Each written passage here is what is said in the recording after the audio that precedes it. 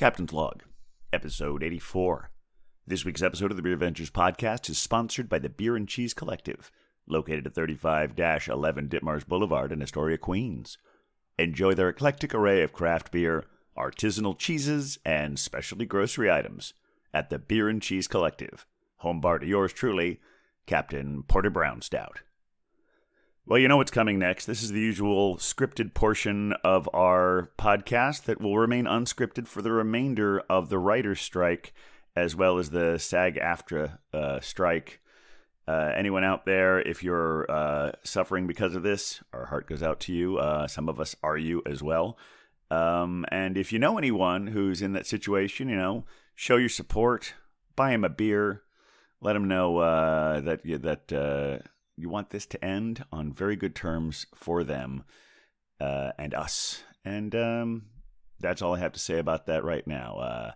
100 days plus for the Writers Guild. I guess it wasn't everything I had to say. That's the thing. When you don't have a script, it can ramble on like this because you have an afterthought or something you forgot to say, because nothing is carefully written. And so that will be a staple of this for what is looking like has no end in sight, which kind of sucks. Remember to like, star, and subscribe whenever that feels appropriate. And send us your emails at thebeervengers@gmail.com if you have any questions, suggestions, or if you just like hearing us talk about you on the show. And now, without further ado, please enjoy episode 84, Mitch, Please. Oh, we're the Beer Vengers, Beer Vengers, Beer Vengers. We're the Beer Vengers. Yeah, we are. Yes. Welcome to the Beercast, everyone. Coming to you from an undisclosed location in Astoria, Queens. I am Captain Porter Brown Stout. Coming to you from an undisclosed location in the biggest little city in the world. This is the Pale Male. Hophead Huck. I forgot who I was. You okay there, Huck? It's been so long, yeah. I know. And coming to you from an undisclosed location in the County of Kings, it's still I, the Beer Wonder. And we are the Beer Vengers.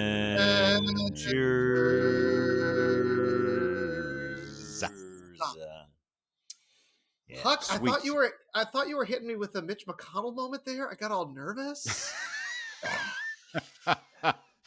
Don't freeze up like that on me. I did recently turn 56, but I'm not quite to all of a sudden side of girls gonna have to wander out and say, do you want to leave? Do you want to leave? Do you want to go? Yeah, I think I do. No, well, heart goes out to anyone who actually loves Mitch McConnell. Well said. Just maybe not the man himself. That's how I feel about a number of people there. It was like, if I ever try to establish empathy for someone that I have complete loathing for and think, well, there's someone that cares about them. And so I feel bad for them when bad things happen to that person, even if. What an empathetic young man. I mean, it's not really. I mean, it's not to make you think I'm great or anything. It's just more like I think it makes me feel better to like say, okay, to like get some of that hate out of my brain. Just like, because if you're just walking around seething all day, it's really not fun. It's kind of fun, like that moment you get a little juice from it, but then you're like, fuck that guy, fuck everyone. It's like, okay, somebody loves him.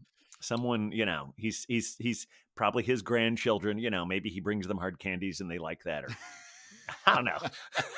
He has a wife. I mean, I don't love her that much either. Like, she's not politically, she's not great either. But like, you're right. I'm sure there's someone out there who like cares about Mitch McConnell as a person, as a human, and we should. You're right. So as you can tell, we're trying to fill the gap of all the late night comedy political shows that are on hiatus due to the writer's strike, and we're failing miserably. I think mostly because there's a reason none of us are WGA. Yes, that's right. So since in the absence of all of that, I think we should probably get to the pours, don't you think? I think that's a fine idea, sir. Did we even welcome all our beer Avengers out there? Welcome all of you. I mean, I think we did at the beginning, but we're happy you're all here, and we're really happy to have some more pours and talk about our weeks in beer and our summers. And who should go first? Do you think? There's a lot to discuss. There's so many things that have happened. We've already covered politics, so we're off to a rousing great start. Gentlemen, if it is all right. I would like to go first today. I love it. Oh, that's exciting. I mean, absolutely. If that would be okay with y'all, I would love to start this one off with a bang, because here's the thing, folks, and I know you're not going to believe this.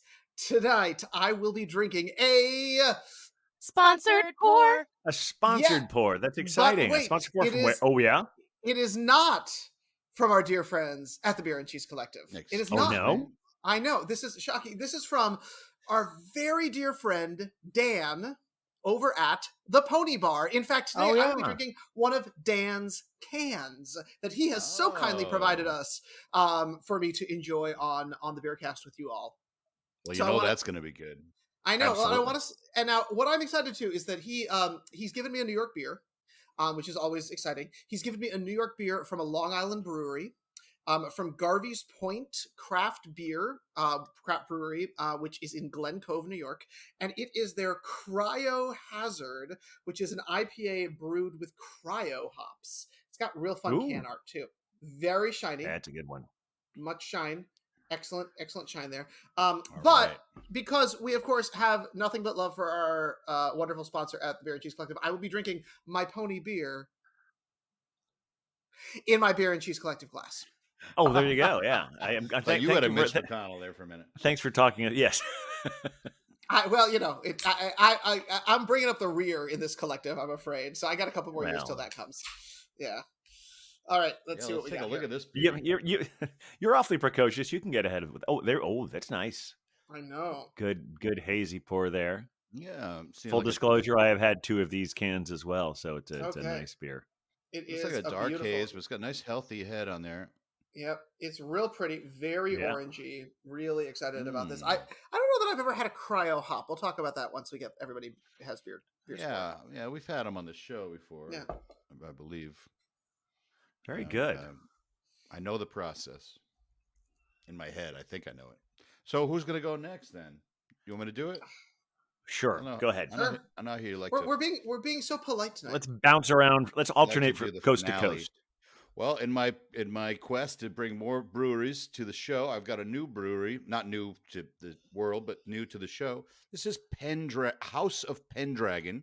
Ooh. And it's called Merlin's Reserve. House of Pendragon is right here in the Fresno area, a town called Sanger, California. Mm-hmm. And Merlin's Reserve is a specialty ale brewed with real butterscotch. So we've got an interesting, and there's no date on it. I don't know. Shout out to Monica over at the MGA Liquor in Clovis, which is a real good craft beer destination. And they got a real nice selection over there. I thought I saw something floating in here already. Well, let's take a look. Let's see just the color of this baby. All right. Okay. Very butterscotchy colored. Yes, it definitely does feel like it's liquid butterscotch candy, at least from the view. Good head. That's the way that's swirling in there. Yeah. Yeah. Oh, it's all and the color changes. Yeah. Like as it settles, it gets darker. Oh, very nice. Okay. All right. There you go. Yeah. Excellent. What a pretty beer. And that feels very it feels like it's on the cusp of autumn. Like butterscotch is leading us into pumpkin beer season, which we can discuss later. It's already, the pumpkin has arrived and it's not even the beginning of August, but anyway, feels very fall appropriate, fall adjacent. And I'll be very curious to hear what other spices are in there. Yes. Yeah. That's a good point. But before we get to that, I guess now it's time for my pour, which also happens to be a sponsored pour. That's right. But this one is a sponsored pour from our longtime sponsor, the Beer and Cheese Collective. And I think this is part of the deal where Rick White, I think, is trying to write off all his vacations because he has some breweries he really loves. As you may remember when we had the anniversary party, he brought some specifically some of his favorite ones. And he went on a trip again since then, and he brought some stuff back from Fox and a Hare. Ooh, my. And this is a milk stout from them called So Dark Pastures. Oh I dear, believe so it's dark. a 5.8% milk stout. Oh, bless it. So let's see what we got here. Ooh, literally jumping out of the can. Yeah, I can Good hear thing it I have jumping out of the can. towels here. Yeah. There we go. Now let's take a look. Oh dear. Okay, well that is a nice dark beer, although it's pouring pretty thin, is what it looks like from this angle. Well, it's a 5.8, so it's a solid stout, more than a Guinness. Milky head there. Yeah. All right, it looks nice and quaffable. Close look here. Yeah. Quafftastic. I think you're probably right. This is my first time trying this one, but I'm very much looking forward to it. Oh, so pretty can too. We do love a nice dark can, blue design. Oh, there's a cow on it? Yes, there's a cow on the can. There is a cow. Yeah, it looks like there's several cows. Oh, there's like several cows. They're like a nice little pastoral setting there, a little Bruce, farmhouse in the back. There we go. All right, let's try some of these beers. Absolutely, yes. Cheers, Beer Avengers. Santé. We got a little of that butterscotch here. Oh my! Oh, that's nice and smooth. Holy smokes! Huh. Wow. Oh man! Wow. Ooh. Good reactions all around. Yeah. Wow. Oh boy. Boy, I think the beer wonder is enjoying it. I am. This is it's journey of a beer. I've never seen this look on his face. I know there's a lot happening here. Like it is very fruity. It is all resin. Like it is all sap, and it's got a lot of that good fruit in there. It's an intense burst on the nose.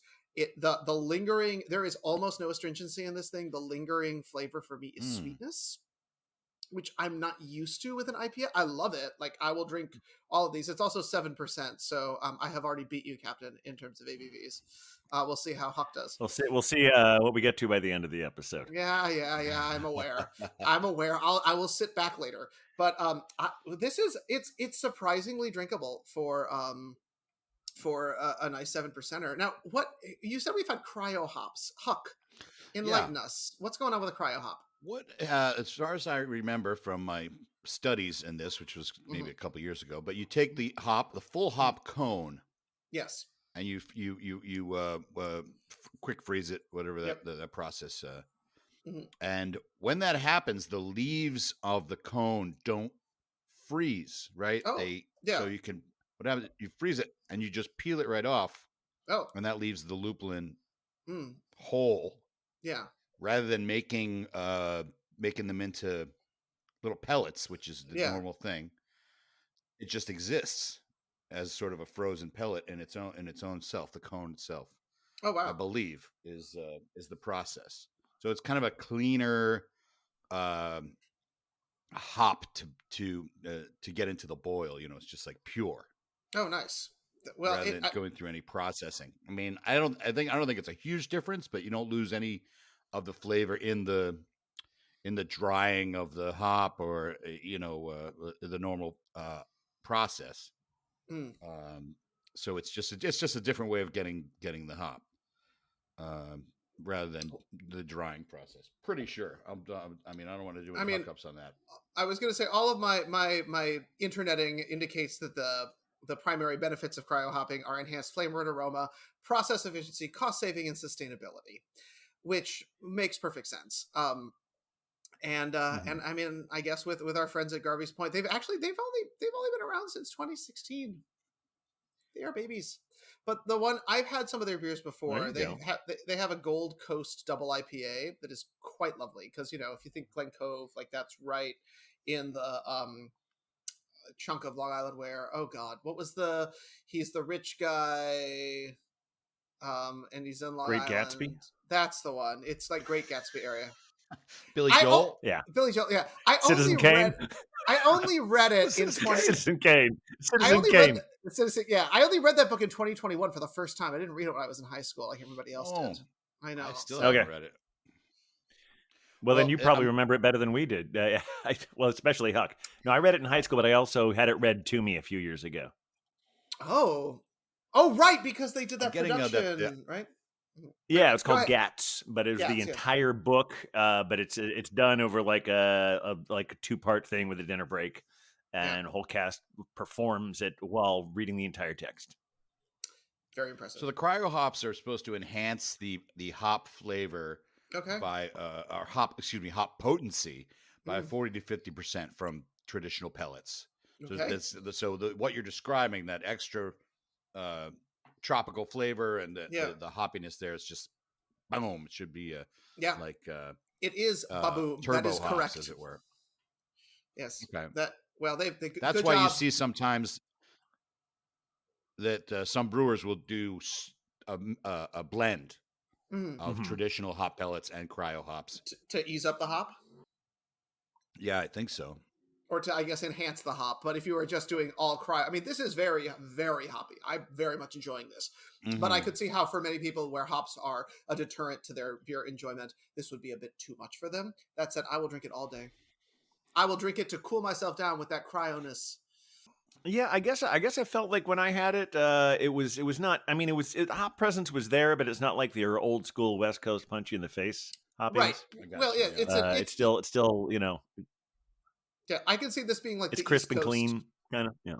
Yeah, this is the East Coast version of this. Oh, and there's the bitterness. It just happened. It just started again. Oh, yeah. Okay. I know it took a little while. Here's the thing: the beer sometimes needs aggressive. to, like, check in. Yeah. It's there, but it's not aggressive. Yeah. Yep. It arrives. It says, "Hi, I'm here. What you think? How you doing?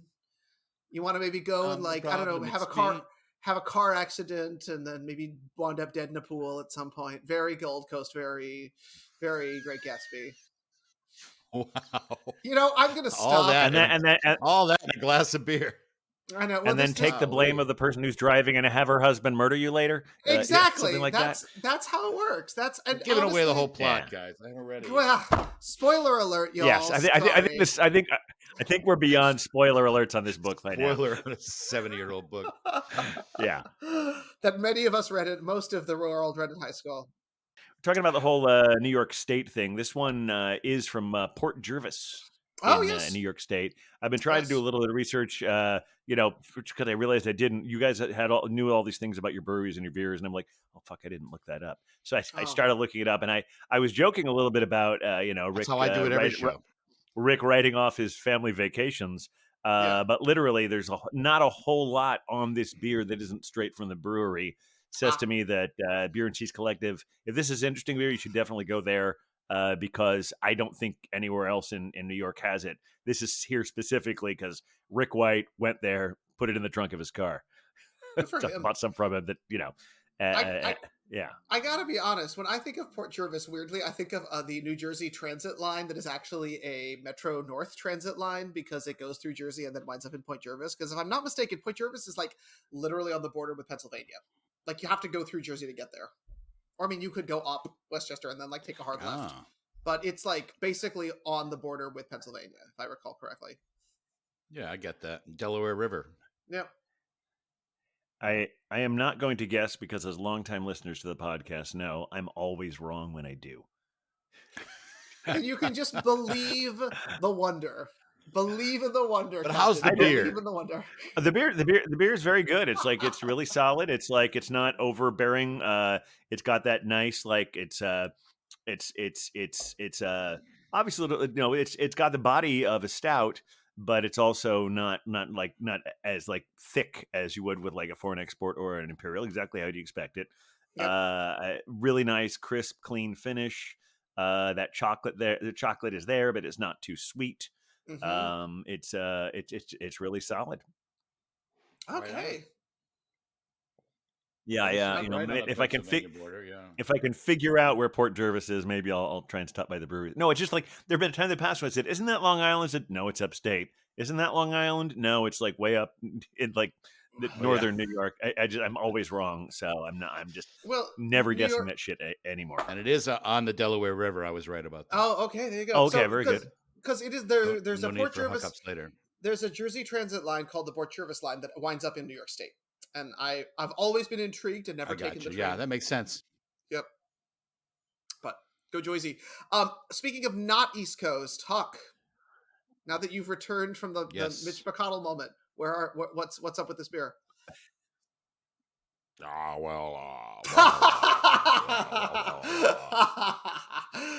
got to tell you, it's really nice, actually. I thought it might be too much. When I bought it, I figured, because you know me, I got to go after I got to at least try the crazy beers like I did yesterday. But this one is nice. It's listed on Untapped as a blonde ale.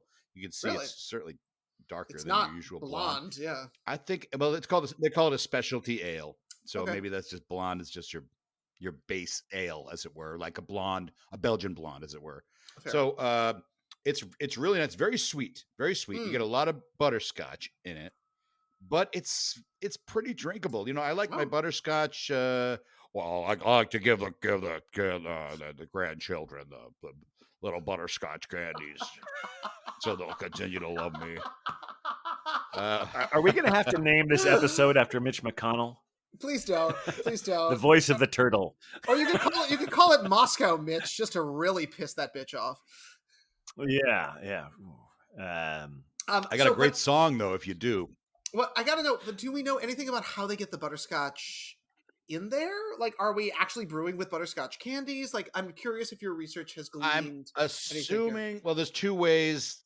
And I don't know how they did this one, but there's two ways you put it in the boil. I'm guessing this is more like in the fermentation, probably, where it's conditioned on some sort of butter. On something. Okay. I'll do the description for you. Yeah. What is Merlin's Reserve? Well, at one point it went by another name. Merkin's Reserve. a beer that shall not be named. Oh, awkward. And spoken in the Hop Kingdom. And hop. If you look up House of Pendragon, their website is hopbeer.com. Very clever. Mm-hmm. House of Pendragon. We knew we had to bring this beer back and make it better than before. I'm going to try to do a little research on that. And so we have created Merlin's Reserve, a specialty ale brewed with real butterscotch. That's all we get. Huh. So we have no idea if there's nutmeg in here. There might be. There might be. Okay. We can always hold out hope. I'm not. Well, it could be. I'm not getting a real like an allspice or pumpkin spice vibe. It's very much. I get that candy. I get that, and it seems like it's got sweet flavor, and it goes through the finish. Like that's the butterscotch goes. Oh wow! Right down all the way down the throat. Like you're sucking on a little candy. Right down the throat. Right in that throat, guys. Okay. Right in the throat.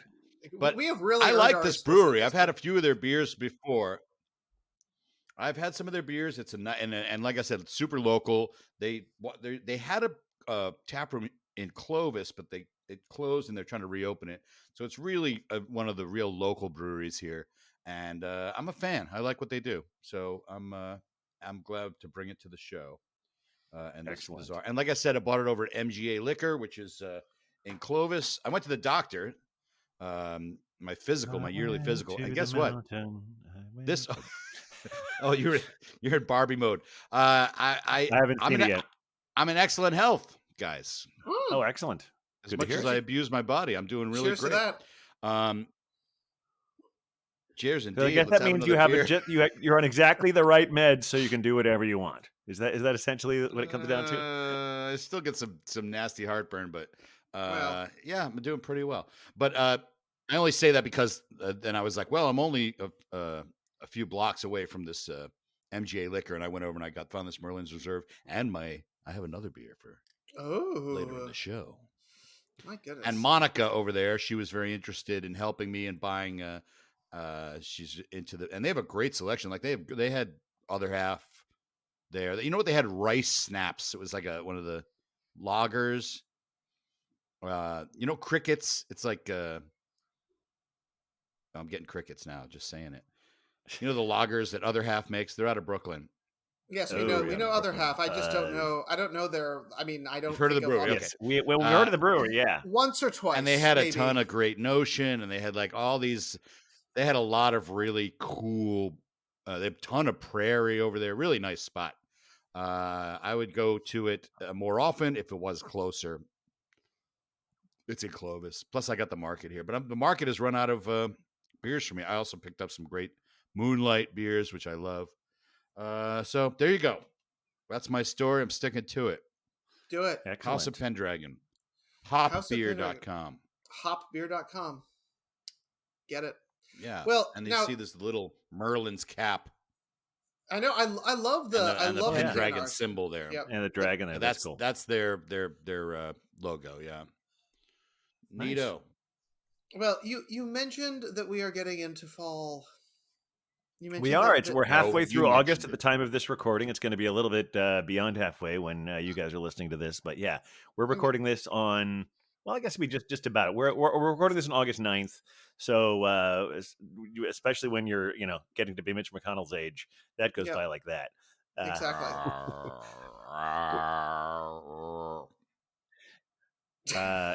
Maybe we'll call it Mitch, please. Mitch, please. That's good. That's actually, that one's good. We should. Like I said, I have a great song for it. I'll tell you that later.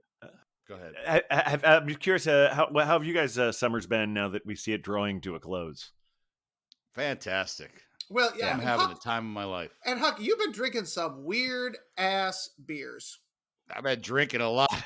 I know, but yes, that's true. So what we have, as I'm sure you're aware, we have the official Beer Vengers group chat, which is really the three of us. And there's just every once in a while there's a picture that shows up on the group chat. So I'm just going to scroll back in this thing for the people at home because they do need to know, because showing up when I text you guys, it's the middle of the night for you, right, but I'm just starting my evening. Yeah, I don't sleep with my phone. I don't care. Yeah. Yeah. So I like wake up this morning, and I'm getting up at I think I was up at 7 a.m. or something because I was going to work and whatever. And I look and I'm like, Mike, what is this pickle beer you're drinking? So I do need you to, I'm going to call you out and I'm going to be like, tell us about this. What, how, why? Well, I have a Your thoughts, picture please. of the can. I had it on draft last night, but this is the spicy pickle monster. All right. Honestly, and it's a shark that's going after. The can is it's like a riff on the Jaws poster there. Yeah, but you notice the art is Prairie Artisan Ales out of Krebs, Oklahoma, and so this is sour ale with spicy dill pickles, orange, lemon, and lime. So they citrus it. Wow. So they punch it with the citrus and the spicy dill. So it very much put me in the mind of a really super strong Goza, because it was mad salty, but it was also, I really got more of those citrusy fruits. Interesting. And that perfect blend of that salty pickle and those fruits just gave me wicked heartburn. Oh no. But it tasted pretty good, though. It was tasted pretty good. That's me with the sour ales. That's why I backed away from sours of late. And then right afterwards, I had a Grimm Invisible Touch Helles Lager. Shout out to Grimm. And I turned to Cider Girl I was with. We went to a comedy show last night. And I was like, oh, God, I needed this. But shout out to Prairie for going for it with this pickle monster. It's kind of, like I said, I am in good health, but I think it's a younger man's beer to try. But you know what? I got to try the crazies. I got to do the butterscotch beer. I got to try the pickle monster. And it was Prairie. So I was like, just give it to me. Prairie doesn't make bad beers, right? No. But it's funny, as I heard you describe the pickle monster, my first thought was, if you're making a beer with pickles, lemon, and lime, isn't making it a sour a little bit redundant? Yeah. I think it's sour pickle, basically. But yeah, I guess you don't know what's the style. They're calling it sour. Yeah, they're calling it sour. But it was sour. It was sour. There do seem to be a lot of beers out there inspired by the whole pickleback thing. Like Distilled is one that's making the rounds in New York these days. Mm-hmm. I've had plenty of cucumber beers, but yeah, pickle is a little bit of a punch up. Yeah. Well, I got it at Spokeasy over in Fresno. Great beer bar. The Frez.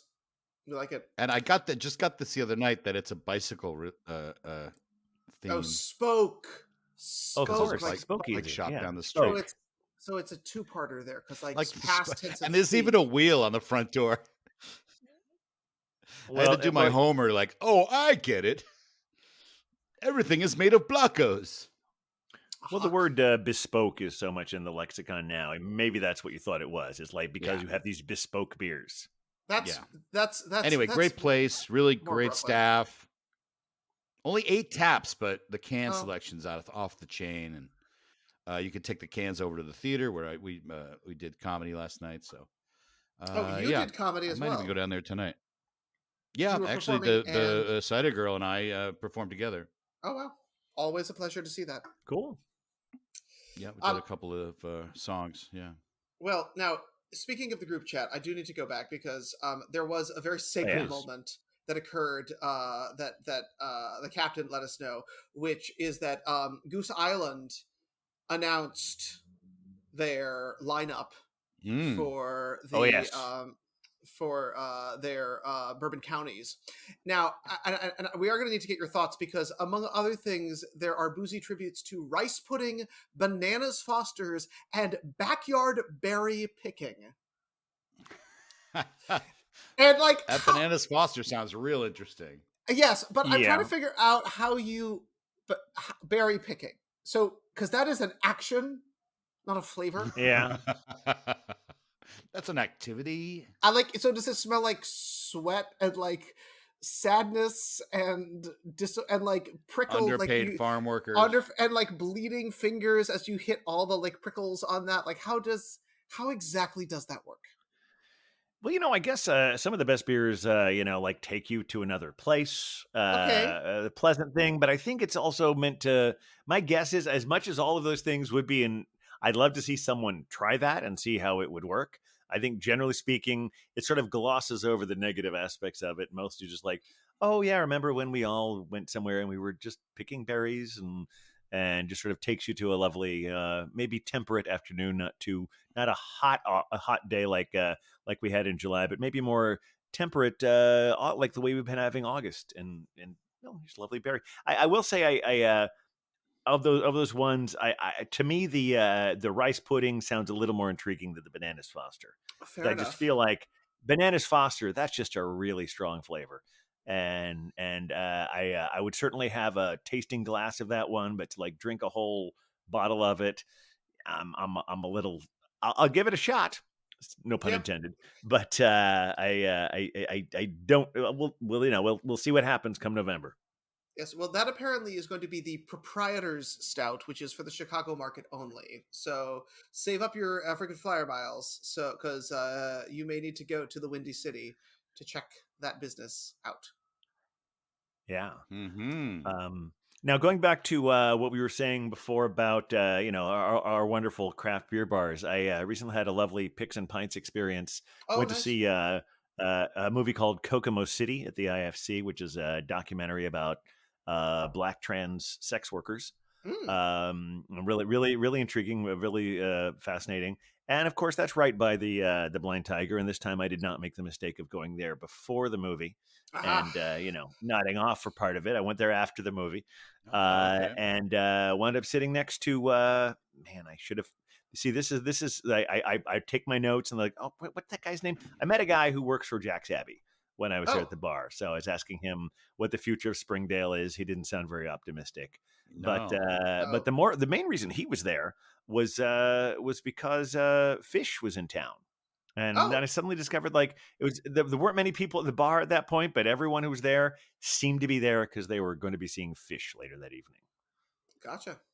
So you went to the movie in the afternoon. Like Fish. I did. PHISH. Yes, correct. Yeah, the sort of ones. It was funny because a couple weeks ago I was talking to someone about how how they are and how they how their followers have similars to the followers of the dead, but also that they're generally more annoying. Was this person's take on it?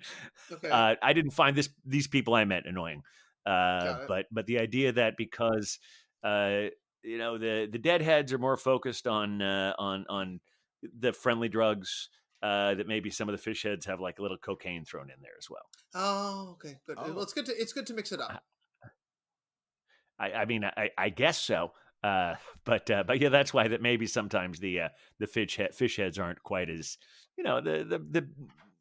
they're not as as even though like on the surface they look a lot like the Deadheads, but they have their own flavor, shall we say? Fair. These Fair. kids today with their I fish. know. Their fish. But the other really interesting I found at Blind Tiger was I mean, we talked a lot when we had poured one out for Folksbier. Well, apparently the head brewer of Folksbier has now gone out on his own, and he's got a new brewery called Schenker, currently brewing out of 12%, and they had a new beer of theirs on tap. Oh, great! In Connecticut, yeah. Yes, I didn't get a chance to try it when I was there because you know me and my stouts, and unless it was a stout that I hadn't had before, they always have such a great selection of Blind Tiger. I wasn't able to get around to that one. You got to do it. Yeah, Blind Tiger. Always a classic. The classic. Yeah. New York beer bar. Thinking that area, another one that is kind of classic, Carmine's beer store, will be celebrating its 10th birthday on the 26th of August, which is kind of exciting. And I know they're having a bit of a blowout. Mm-hmm. So I found it Carmine on our Street, friend right? Carmine Street. Yes, exactly. So kind of same area, continuing to have that village vibe. But they're hitting their 10th year, which honestly, like, I was a little surprised it was only 10 years, because I feel like they've been around for more than a minute. And I know 10 years is more than a minute, but still, you know, there was like a pandemic in the middle of that, you know. But I always thought they were older than that. So yeah, I mean, I can't pinpoint going there. I've only been like once. It looks like they put in a bar there. Yeah, you can drink the beer. Oh, that's the deal. Is they're like a bottle shop with a bar? Exactly, that's where they are now. So well, clearly since they've been around, they didn't have the bar, so that's how long it's been since I've been there. Since they are now an institution, I definitely guess I'm way overdue visiting it. That's another plan for one of our field trips in the future, Beer Wonder. I agree. Yes, on the 26th, they will be doing all sorts of fun things, including some exquisite bottle pours, as they describe it. Exquisite. So you know, make sure that you're there. And also, this is a mildly controversial thing, but our friends out in the Staten Island flagship. Yeah, they will be hosting their flagship brewing. We've heard of them. They will be hosting Oysterfest in September this year. Oh, and what exactly does that entail?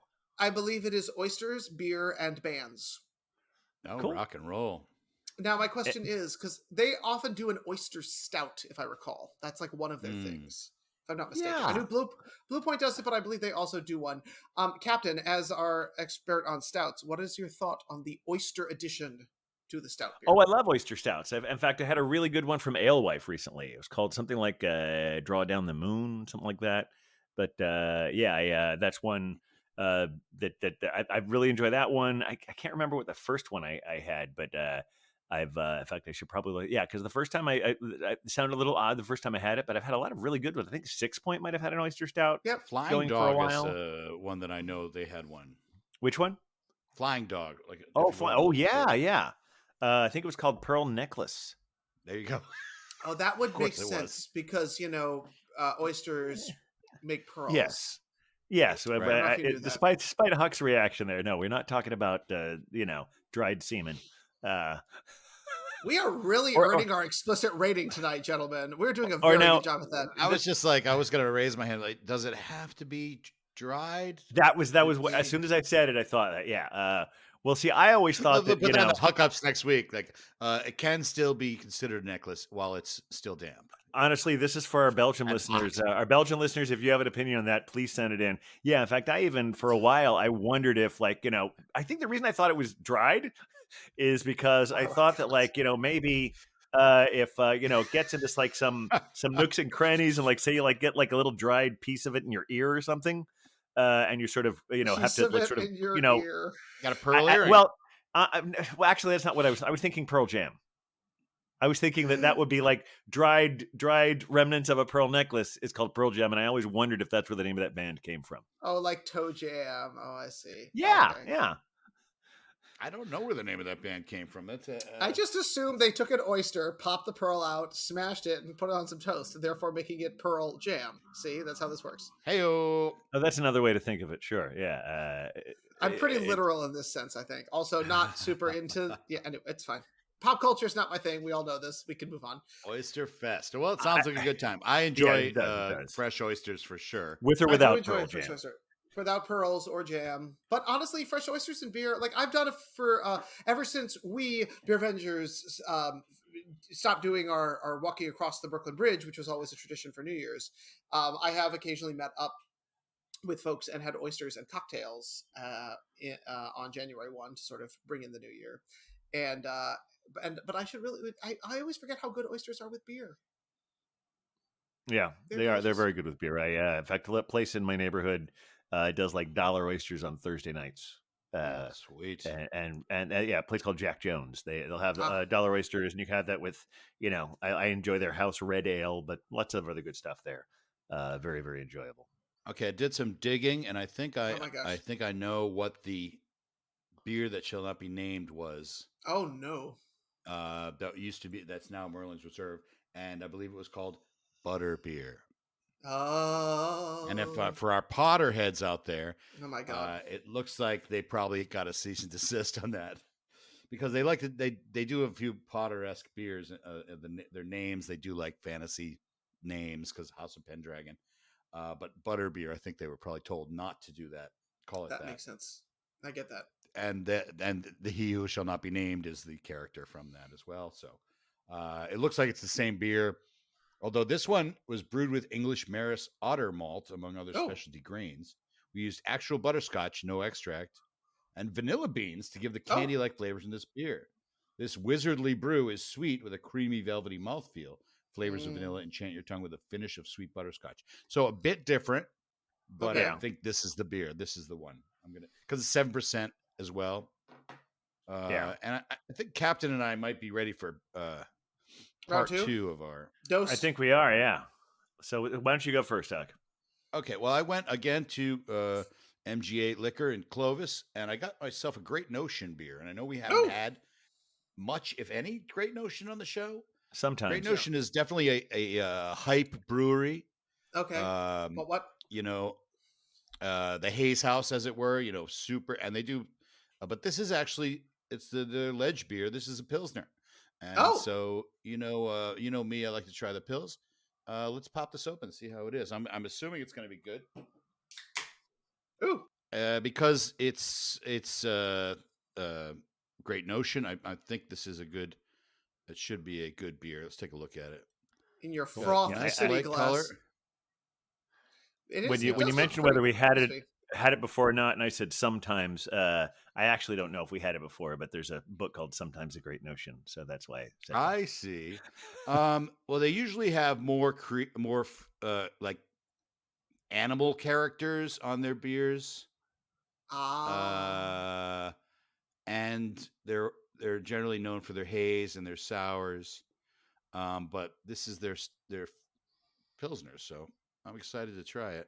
Huh. Well, I've built the head up a little bit. It's got interesting. Nice sort of hazy pills, like an unfiltered Pilsner. 5.5%. Hashtag and keep beer fun. Hashtag keep beer fun. Why not? Yeah. Ledge beer. Let's give it a shot.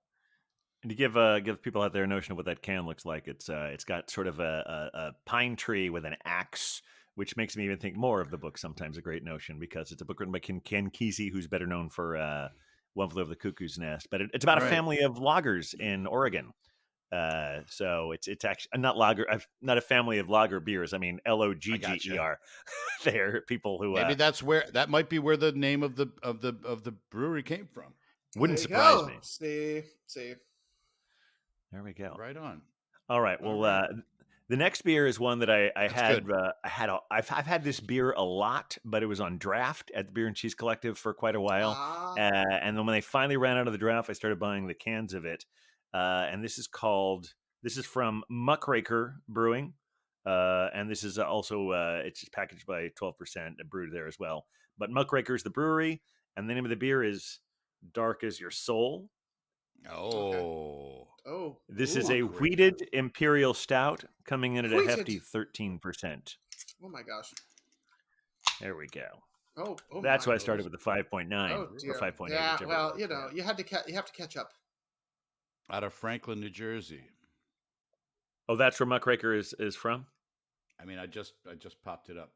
No, I'm sure you're right. Where'd you get the Although, yeah, can? I'm sure that's where they're. But I got it at Beer and Cheese Collective. But Okay. it's brewed at 12% in Connecticut. Oh, that'll Okay. do it. There we go. Nice, I gorgeous. love I love that. that can art too. That Me is too. beautiful. Yeah, And that is a truly gorgeous beer. Thin, chocolatey head on that. And so it's such a rich, definitely very sippable beer. Yeah, it's strangely enough, we talked about you had a beer. It was called the Lazy Fox or the Lazy something or other. Didn't you have some anyway? Because wasn't there like a California brewery called Lazy Fox or something? Summer Fox? I don't know. I thought it was something that was derived Lazy from Dog. that. That's the Okay. Well, I'm totally lost there. The beer I club thought beer. I thought there was some brewery that was sort of inspired by that old typing exercise. You know what I mean? You see the quick brown fox brown jump fox. over It's the got to be lazy this dog. Lazy Dog. So that's probably a it. restaurant chain. Yeah. Yep. Well, the logo for the brewery on the back of the can is like a fox wearing a press hat at a typewriter. Oh. So a fox at a okay. typewriter makes me immediately think of the quick brown fox jumped over the lazy dog. Oh, yeah. Well, we're getting some. We're definitely getting to new breweries this week. This is I great. know. There's a lot happening. Now, Great Notion is known for their ripe IPA. If you and their logos are generally look like these kind of characters, and they're like when I call them hype, I mean hype like back in the can trading days. People in the East Coast would trade for Great Notion for Trillium or other half, and so. And you always seem to be a little bit suspect of hype breweries. Well, I am maybe now I am. Originally I was like, oh, I got to try that, Yeah. Mm-hmm. But until I suddenly lost my my desire to drink nothing but haze. When did that happen? I remember when it happened. Actually, never mind. Oh, okay. You don't. That's a story you don't want to tell right now. I probably already have. Probably. We drink, so sometimes we forget what we've already talked about. I tell you, I've been really enjoying beers. I actually have had to like set rules for myself because I'm just like, I'm trying to like not pass the 5 beer mark in an evening. Okay. Trying to do like mindful drinking. Mindful drinking, mindful eating, mindful that makes sense. You think about how much you're drinking rather than just going for it. And also really appreciating the beer that you're having. Yeah. Yeah. Like not just like saying, okay, I got to knock this back. Yeah. And get to the next one. Yeah. Which I do anyway. So, but yeah, I'm just trying to take it easy. So this will be 2. So am I going to go out tonight and 3 more somewhere? Maybe you will. That sounds like an evening. The option is available. But I gotta get. But then I gotta get in the car. Am I gonna drive somewhere?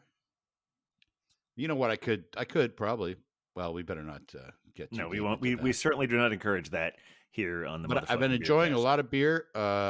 This past weekend, Cider Girl and I were invited to Jason's house, the Jason and Jason of Grayview Brewing here in Fresno. They don't have a tap room, but they're brewing here in Fresno. They invited us to their home to check out their wicked cool garage bar, which was just so cool. Like I thought, oh, this will be neat, and it was beyond that. It was like this. It was a bar, had seats, had taps in the wall, and it had a cold room even. Oh wow. Where the kegs were, and I brought over some cans. I did drink a couple of the cans that maybe I was holding on to for the captain, but we'll get other ones. Awkward. But they had 2 beers on tap. They had an IPA. Well, they actually had 3. One was an apple beer, which the Cider Girl actually enjoys. It's more of it's closer to a cider than a beer, but it does have hops. And they had an IPA, and then they had a California Common. That's the one I was sort of drinking. California Common being like a steam beer, brings us back steam to Anchor. Beer, right, yeah. But really nice stuff, really good stuff. And they actually are having a Lord of the Rings themed event, as it were. They're putting out 9 beers to rule them all. Oh wow! And they're putting them out in 3 different bars. and you can get like a pass, as it were, and you can go and get a stamp for each beer you try. It's gonna be 3 locations here in the Summer Fox Clovis, where they actually do their brewing, and also at Spokeasy, which I just mentioned, and at a place called Industry Tap Union. And they're going to have 9 different beers at these 3 bars, and they're going to go fast. So it's going to be really hard to actually get them all. But it's a fun promotion for Greyview. It seems like if they were having an event and they wanted to like have a VIP thing where you get there an hour early, they would call that the extended version. Oh, so you have. I'm just trying to think of like as many 12-inch parallels to watching the full length versions of stuff. Right. I said to him, I said, "Oh, so does each one represent one of the hobbits and one's Gandalf?" Like, no, Yeah, different beers. Yeah, because if we were doing that, then there would be like, if you're doing the Hobbit, then you'd have to go with like one would be a Bilbo. Well, yeah, you'd have to do like 15 of them at least, because you'd have to have one for each of the 13 dwarves, one for Bilbo and one for Gandalf. Yeah. No, you're thinking of the Hobbit. This is the 9. Yeah, but it's part of the same story. Fellowship of the 9. Yeah. Oh, I see. The Fellowship was 9. That makes more sense. Right. But I'm saying if they wanted to do a sequel or a prequel, then doing the 13. Good point. Yeah. Then that would be like the next thing. So they have a presence in town, but they're, it's they put a beer out and they get it out and they go fast. Yeah. So they don't. It's almost they're much like a woodland elf that suddenly appears in the woods and you can get it and then it's gone. So great guys, really glad to know them, and that was a fun little evening we had over at their spot. Yeah, it was nice. Well, as far as talking about different like spots to go to, I've I think sometimes people, if they don't know much about us, they think this is some kind of a beer snob thing where we eschew more neighborhoody places. So I've been spending a lot of time lately at Rudy's. Oh, Rudy's! Wow, you guys have been to Rudy's with the hot dogs. Yeah, well, Rudy's, I've been doing a play on 44th Street. And both the director and one of the other actors is always very enthusiastic about, let's go to Rudy's after the show or after rehearsal. And the only bad part about that is having to walk through 2 avenue blocks of Times Square. But once we get there and we can find a spot, it's really nice. It's great because basically their Rudy's Red is a really nice, solid beer. And it's $15 for a pitcher of it. So it's like, so you basically just like everyone takes a turn buying a pitcher, and then like if you want to feel like really magnanimous, it only costs you $20. So like you're like it's just the sort of thing. Like I always feel like it's a $15 pitcher. Here, keep the change. Yeah. I especially if it's the only one I'll be buying for the evening, because generally it is. It's because it's a very quaffable but very nice clean beer. Rudy's Red. The rumor I heard was that the reason Rudy's is still able to keep their prices so low is because they own the building. That's always how it works and around here. And there are apartments above it. So they like, they it doesn't really cost them much because they get all the rent from the people up there, prime real estate there, and Rudy's is able to keep their prices low and keep people coming in, and it's I've been there multiple times. I've been there more times in the last 3 weeks than I have in the last 10 years. Wow. It's been a whole lot of fun. Yeah, even I didn't get the free hot dog every time, but I got that once or twice. I've never tried that. Oh, it's it's especially if you haven't had time for dinner, it's a nice little thing to sort of put something in your stomach except beer. It just smacks the spot. spot. And it's free. Yeah. We experience that, wherever we go. There's sometimes, especially if you're doing, you're hanging out with people who aren't beer nerds, we're gonna go to a specific beer bar. Yeah. But same thing out here. I go to a place called Locked In. It's actually down the street here. I could walk there, and there's some open mics there. They're doing a comedy open mic there now, and their tap selection is not great. So I get the Guinness can. And the Guinness can is actually it says California on it. They're brewed in Ireland. It's a nitro can. Love it. It's brewed in Dublin, but it's brewed for export to California specifically. So it's kind of a cool can. Is there a specific reason? I did try I had a Modelo the other night. I'm like, I'll have a Modelo, and I was like, no, I don't. Is there a specific reason I drank it, that but, you know, it's just for California? Is there something that California requires that they're doing such that it would say California on the can? Kind of like sometimes like soda says New York on the side of the can. You know, we'll see that because we've got certain that I don't know. I don't know. I'm assuming it's just a promotional thing. That because California is like, because y'all think you're fancy. You know, it's a huge economy. It's a huge place. Yeah. And they just are able to specifically. We're like Australia over here. You know, we could be self-sustaining if we wanted to, I suppose. Well, and also California is so vast. But also California is so vast. It's probably not hard for them to find some place that's like a little off the beaten path to buy up a whole lot of space and be able to make a lot of stuff for a big market that's not too far away. Speaking of which, I just recently, did you guys know that there is a big Sierra Nevada facility near Asheville, North Carolina? No. Yeah, I understand that the brewery tour there is fantastic. Yeah, well, a friend of ours just got to go on it last week, and she started. You remember someone you met at the last couple of Beer Avenger parties, Becca. She has family in Florida, so they were going on a little family vacation together. The doctor, I think. Yeah, well, I think that was one of the we never quite settled on a name for her, but that was the one you were going for because at one point she was accused of nursing her beer. Like someone, but in any case, but she started posting all this stuff on Instagram. All these, it's a huge facility. She was on that tour. She put pictures of hops, and honestly, I think some of their equipment is like similar to what we saw when we were in Germany.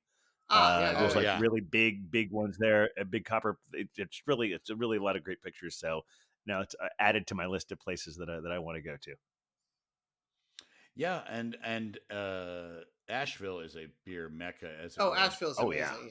Yeah. So they have a lot of independent breweries that we don't know about because they're just so specific to that region. Much like Portland, which is where Great Notion is from. There's so many like Great Notion people know about, but there's hundreds of other breweries in the city that we don't know about outside of Oregon because they don't need to go outside. They do well on their own. I mean, you could say the same about a lot of areas, but almost every area, which is to me that's part of the reason why we wanted to do this, right? Yeah. Because there's just so many beers. There's the reason we've done this 84 episodes and for the most part never repeated a beer except for the 2 times we did. It's just because we could never have every beer that ever is. We could do a daily show, and we could do this every day, and we could never get to all the beers that are out there And I did read an article the other day about how that concept that maybe that crest, that maybe the wave is starting to crest. That craft beers will still be a major presence, but maybe we've finally seen that it's starting to more and more places are starting to close now, and I mean the whole that's true about the whole economy right now. I think it's like, but yeah, that maybe some people are kind of like, okay, maybe I don't need to have 30 more options every time I go out to just have a new experience. Maybe I don't know. I think that might be part of it. Considering reduced options. I know that Anheuser-Busch recently offloaded some stuff. Oh yeah, that was a big deal. That was a big shift in the which reduces options coming out of Anheuser. But Captain, I know you had a connection to all of this.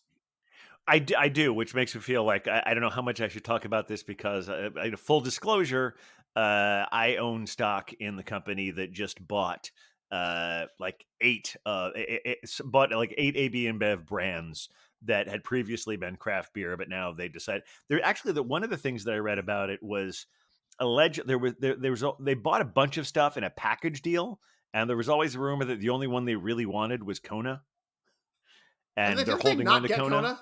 Yeah, and they didn't get Kona. They did get Kona. Oh, they did. Oh, Oh, they I did? thought Yeah, that was the Kona one is that they AB held on to. InBev. Okay. Okay. Yeah. But no, I'm saying no. What I'm saying is when AB InBev bought Oh, that I whole see. group, they got Yeah. Kona, but they sold like everything but Kona. But got it. Which right. Yeah. right, and two of those are breweries that I'm very I was fond of before, and I'm kind of glad they're back slightly more independent, depending on what Tilray does with them. Again, Yeah. I don't, even though I own stock in it, and I want them to do well. I don't know how well they're doing these things, but they've been very slowly. It's part of their whole deal. While they're biding their time, they're a Canadian cannabis company, Yeah. and they've been sort of working their way into the American market through breweries. They started with. I'm not sure which one they did first. I actually think Sweetwater was the first one because Sweetwater Okay. is very cannabis friendly.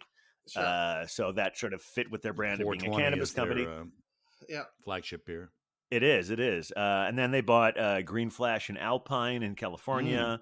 And then this is an interesting thing. They had bought Breckenridge Distillery out of Colorado. But now part of this new deal means they also own Breckenridge Brewery.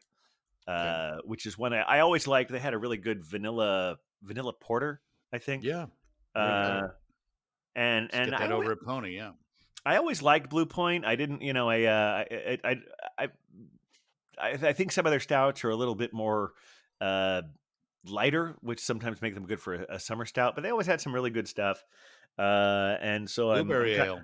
Oh yeah, really great. That's true. Yep. Yeah, actually, the Belgian babe and I had a nice pairing dinner one night at a place that's no longer with us called Mexique. Oh yes. But it was all blue. It was all Blue Point, and we had a different beer with each course. And yeah, I remember the blueberry one you mentioned specifically because that was the one they served it with like a blueberry cobbler. Oh, sweet! Like a different beer with each course. And what was the IPA they had that was like they had one that was really well known. I don't know if it still even exists anymore. But I remember like that we had that with elk. Mosaic was a thing. A Little Mo was a session IPA that I enjoyed from them. I may have to look this up on Toasted Lager was their flagship. Toasted Lager, that's the one. Yeah, it was Toasted Lager that they had with the elk tacos. That was really good. I don't know why I thought it was IPA. Oh, golly. Nice. But yeah, Toasted Lager, that's even when I was at Arts and Crafts, they were still we had cans of Toasted Lager, and I think that was part of like they wanted to break away from AB InBev, the bar that I worked at. Yeah. And they were like, and they said, well, you have this credit of all these you could have this amount of beer that you already paid for. I'm like, okay, well, give us a few cases of the Toasted Lager. Yeah. So that's what we ended up getting. But I always enjoyed them early on in the early days of craft, and that blueberry ale was one that made me change my mind about fruited beer. Like, fruited beer, that's not I'm not gonna have fruit in my beer, that kind of attitude. And I was like, wait a second, that tastes pretty darn good. So yeah, it's been long enough since we talked about this, and like I know everyone who's listening has listened to all 83 of the episodes previously. Every single one. I'm repeating myself. Absolutely. But I've mentioned this before that I think the reason I didn't aside from the stigma of it, I don't think I ever got the stigma of it. Like, fruit in my beer, I don't want that. I'm a man. Let me scratch my crotch now. If I can say I got a lot of the fruit, I don't want to have any fruit in my beer. Thank you, Mr. Turtle. Moscow Mitch. But no, but I think what it really was initially some of the fruit beers were using more artificial sweeteners. Right. And that's why they weren't good. But then when fruit beer really started to take off is when people started to get serious about putting real fruit in it that had more of a crisp finish and not like a chemically aftertaste. I think that's what really turned the corner for a fruit beer.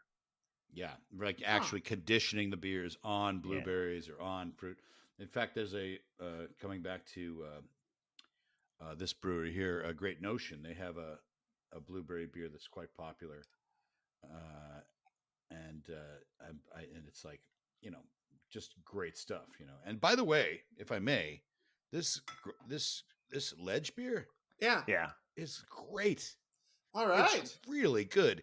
It's that American, what I like to call American craft Pilsner, because an American Pilsner is kind of like Budweiser.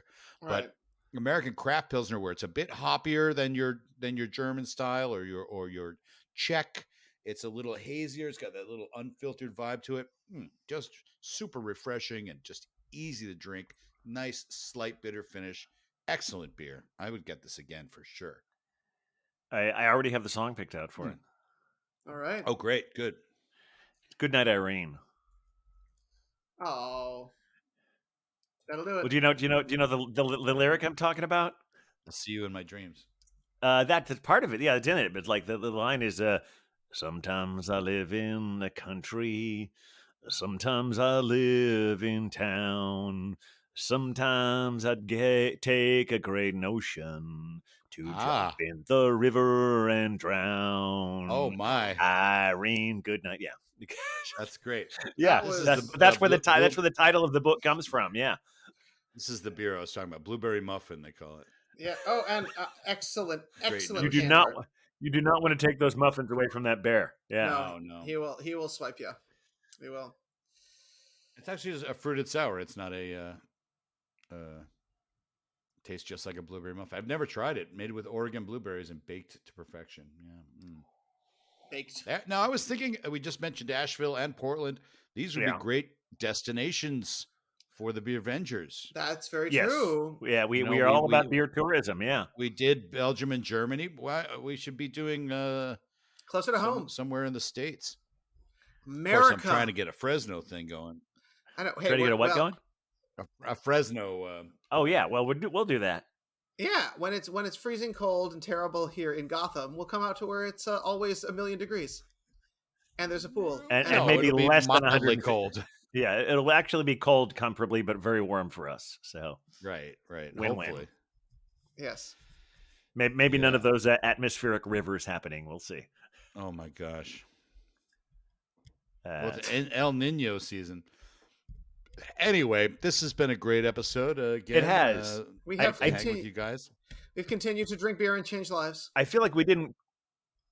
We did. I feel like we didn't get all the as far as when we're talking about the Tilray thing. One more thing I wanted to say about that, please. So there are 8 brands that are going there, and I'm just looking this up to make sure I because I know we've mentioned the 2 or 3 you mentioned. The other ones are Shock Top, 10 Barrel, Red Hook, Widmer Brothers, Square Mile Cider, and something called Highball Energy. Sure. Which is the least interesting of all of them because apparently AB InBev already discontinued it. So they're buying the brand. I guess they're going to resurrect it. Oh, wow. And that very much seems like we're just going to throw one in for free. Sure. And also by buying those 8 brands, Tilray will now be the number 5 craft brewer in the United States. America. I don't know what the other 4 is. I really tried to Google it. I tried to find out an actual list. I'm assuming that Sam Adams, Boston Beer Company, is on that list. Not as far as number. It depends on who you ask about what a craft beer is. Because it's true. Like a certain amount of barrels or percentage. Like Sam or Boston Beer is considered too big to be craft beer at this point. Yeah, but Sierra Nevada maybe is big. Yes, Stone is big. Yeah, well, that's the thing. It's like I don't know if like because it's because Boston Beer Company includes Sam Adams and Angry Orchard and Dogfish now. So I don't know if it's like I think it's like maybe when you're looking at conglomerates, even if they're small conglomerates, as far as that goes, by having like because Tilray already had Sweetwater and Montauk and 2 others. Anyway, so that I guess they've got Montauk and the other 2 I mentioned, Alpine and Green Flash. So by having a dozen, I used to love Green Flash. Yeah, not good anymore. Well, I don't know. I mean, I that was like when they were craft, early aughts. Early teens, late aughts. That was like one of my go-tos at Pony. It was like, oh, they got a Green Flash on. Hell yeah! Oh, I remember. Yeah, I used to those real piney West Coast IPAs. Yeah, they were great. They're still doing it. Yeah. I mean, I visited them in San Diego a couple of years ago. I never see cans. I haven't seen them at all here. I don't know. Maybe they're a smaller operation if they're not even making it as far north as you are. I also never see Ballast Point up here. Interesting. Yeah, because their operation when I was in San Diego was like really great. And of course, my own Actually, I biases, shouldn't of say course, that. I love do one. see them. I just ignore them. All right. Oh, you do? Okay. But I mean, I do was too. just When thinking, they're oh yeah, no wait, I do see them. Yeah, that's yeah, right. but probably you see like the Sculpin, like Yeah, the Sculpin six packs. Yeah, which are fine, but not my thing either. it seems like there's just these waves, like these beers I'm talking about, like back in the like when we would go to Pony, these were like the top beers we would get, and Yeah. now we try to find these other breweries that are newer and smaller, and not necessarily that big means bad, but we just Sure have moved on from a lot of those. Even like, I don't know, does Other Half too big now? I don't know. They're probably not. I don't think they're too big. I think I think when I don't think you can judge someone by whether they're too big. It's whether being big has lessened the quality of the product. What does it do to them? Yeah, we saw what if you're able to Founders. Yeah, if you're able, well, Founders, but they sound like they're They want a internally different path, corrupt. yeah. It's not. It's not. That's the frustrating thing about Founders is their beer is still great, but I just can't. Hard for me. Even I know when they got bigger, I was like, well, these beers are still darn good. Speaking of blueberries, the other day I saw a blueberry KBS at my local grocery store. Oh, okay. I didn't buy it, but I may eventually cave and buy some more Founders. I don't know. I fuck Founders, yes, but every once in a while, it's I can't resist it. I'll allow it. I mean, yeah. I mean, none of there's us so is many perfect. corporations that are so corrupt that it's like, I mean, what can you do? Sometimes it's like, I mean, I don't know where you guys bank, but any bank you go. Well, I think the captain is still with the credit union. Is that right? Yeah, I'm still with the Actors Federal Credit Union. Yeah, so I mean that's like you can. They're as pure as the driven snow. Of our money in these evil corporations. Oh no, I mean they're fucked up as well. But I only with them because credit unions generally have smaller fees. I mean, yeah, you can say you're doing it for moral reasons or whatever, but generally speaking, you're going to get off better with a credit union if you can do that, because banks will do anything they can to give you fees, and since credit unions are a co-op, they're less likely to fuck over the people whose money they're keeping. Gotcha. They are one of the last. Actors Federal Credit Union is one of the last places in the country where you can do a fee-free checking account for a business account. Check it. There you go. Yeah. And with that random fact, we may have reached the end. Yes. We may have, yeah. I mean, yeah. We the banking. I don't know if it's close to beer, but I mean, hell, I was talking about my stock portfolio a second ago, so I guess it all fits in together. I can't talk too much about that. I will lose my man of the people cred if I do that too much. I think. Beer Wonder, because I know I'm deeply invested in that. Beer Wonder, what do you think? Where are we at? I mean, I think we have changed lives. I think we have drunk beer, and I think people need to think about keeping in touch with the Beer Avengers. Captain, if they want to hear the real juice that is being squeezed from Huck's weird beer adventures and your picks and pints and I'm never on social media, so I really don't count on any of this. Where should the people look? Well, it's really simple. All you have to do is take the and Beer Avengers and kind of smash them together, and then put an @ symbol at the beginning. Really, you can find anything if you just put @the Beer Avengers and take that fucking space away. It's just Instagram, the Beer Avengers. Are we still Facebook. Are we on X? You can also still? email us at the Beer Avengers. I mean, I'm not putting anything on there, but we have that account that exists in the world. We're there. Also, you can email us at thebeeravengers@gmail.com. And TikTok. And the TikTok, yeah. None of us. Captain may have put up a new TikTok lately. I did not, but in fact, it's been so long. That's why I emailed you about that today, was because they made me relog in and I didn't know my password. So we have a new password there. We're not going to mention it on the show. We could. Wouldn't that be funny if we just said it here? Like anyone who is listening, anyone could post. All Beer Avengers can post on there. Maybe, I don't know. That's not a bad. Well, we'll talk about that and see where the I don't know if democratizing the TikTok is really the way to go, y'all. I don't know if that's the step we want to take, but that's an off-air discussion, right? Because if it gets out of control, if it gets out of control, it's bad, and if it doesn't, we're like, no one fucking listens to our show. There's no good outcome either way. I know either way. I do want to also tease a little bit about what we have. But I know we got to run out here. But before we do, I do want to tease a little. Yeah. upcoming, we're gonna get really a little more intense with the Picks and Pints thing, because the Beer Wonder and I have an experience planned It's gonna be that we crazy, will be y'all. talking about on the next episode. That has to do with a very popular movie, and we will be seeing it on the biggest screen in the country, the In best experience America. to see this film. Uh, America. yeah, whether or not we can get beer there or not, we'll certainly be having one afterwards, because I know the place. So hopefully you have that planned into your schedule as well, Beer Wonder. Yes, indeed. If not, try and map out something. Yeah. And we'll do that, and we may even be having a bartender from one of our indie cinemas as our next guest. I hesitate to say that because we plan these things and then they don't always come through, but I'm saying it out loud this time, and I believe it will be happening. So yeah, have that to look forward to, as well as whatever beers you're having and we're having, and I'm just rambling at this point, so I think maybe it's Huck time should for play Huck us to out. play us out. All right, thanks for listening, everybody. Bye, y'all. Oh, we're the beer Vengers, beer Vengers, beer Vengers. We're the Beer Avengers. Bye, Avengers. Bye-bye, guys.